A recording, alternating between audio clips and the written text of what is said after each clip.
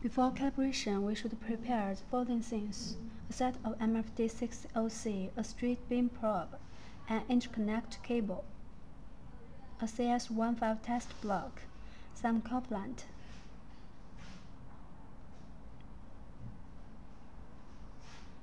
First of all, we need to connect the probe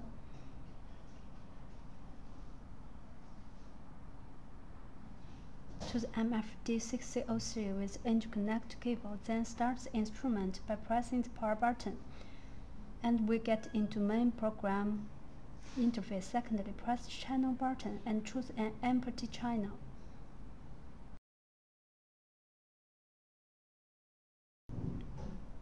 By rotating the rotary knob, attention please, CH with an asterisk before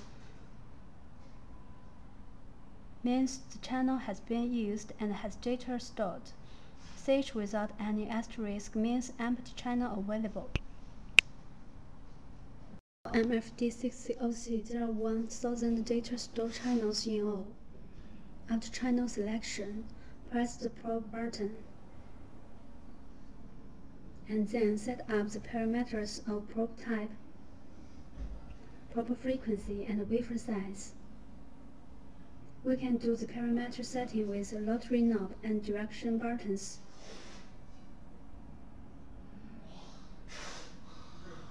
Thirdly, press the button F2 and enter the P-delay submenu.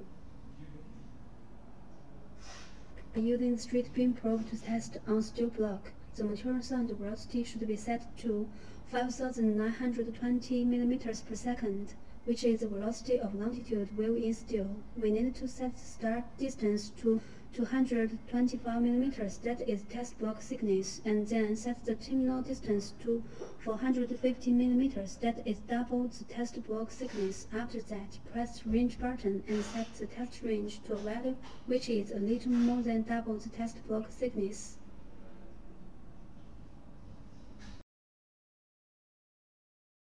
Here, let's make it 500 mm.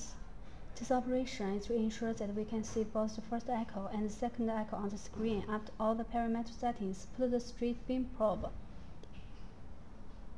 on CS15 test block and move the probe trying to obtain 2 clear echoes.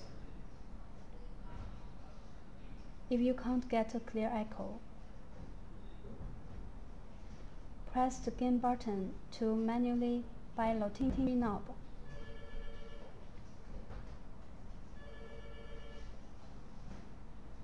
According to the instruction of the instrument, move the probe so that the gate will cover the highest echo of the 225 reflector, and press F5 to continue. Then move the probe to make the gate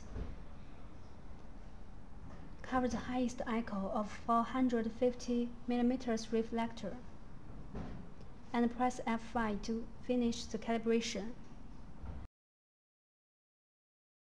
For example, as shown in the picture, these 3 lines are AVG curves prepared in advance by a flat bottom hole test block with a diameter of 2 mm. The wave is direct workpiece and is in zone 2. The upper line is phi3 aperture curve, and the middle line is phi2 aperture curve. Then the size of this defect can be judged between 2 mm and 3 mm. Making method of the AVG curve. Press the AVG button.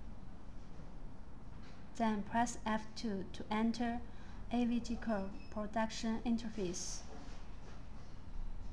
Select Make AVG, press Confirm to start production. The probe frequency, size, and the material velocity have been adjusted. Now keep the default value and press F5 to continue. Secondly, press F2 and choose the flat bottom hole in the basic item. The maximum depth of the targeted reflection hole is 200 mm. Then set the diameter of the hole to 2 mm. Press F5 to confirm. Moving the probe on the CS15 block, trying to find the highest echo of the hole. The hole in the block, please attention, the hole with a diameter of 2 mm.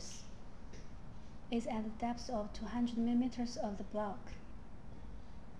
After finding the highest echo, we should lock it with gate A and then press gain button to make the echo height cover 80% of the screen. F5 to record the measuring point. The instrument can automatically record the location and height of the echo. Meanwhile, generate a curve. Press F1 button to finish the measuring record. Set the surface compensation according to actual demand. Confirm by F5. Fifthly, press F3 and choose the whole setting item and input your required diameters for the upline, midline, and downline. Here, let's make them as 1 mm, 2 mm, and 3 mm.